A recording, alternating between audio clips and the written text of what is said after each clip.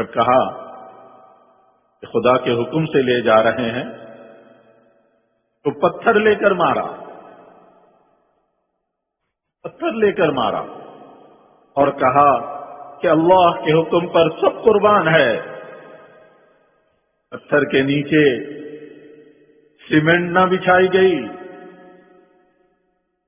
بیت اللہ کی تعمیر میں، بیت اللہ کی تعمیر میں پتھر کے نیچے سیمنٹ نہ بچھائی گئی، بلکہ ان ہاتھوں سے گارا پتھر رکھے گئے جو نفس کو توڑنے والے تھے، جو نفس کو توڑنے والے تھے، ان کے ہاتھوں سے پتھر اور گارا رکھ کر بیت اللہ کھڑا کر دیا۔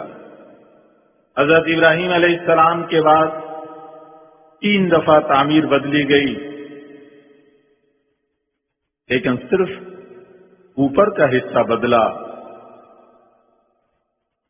اصل میں وہی کچا گارا اور پتھر چل رہے ہیں، بنیاد،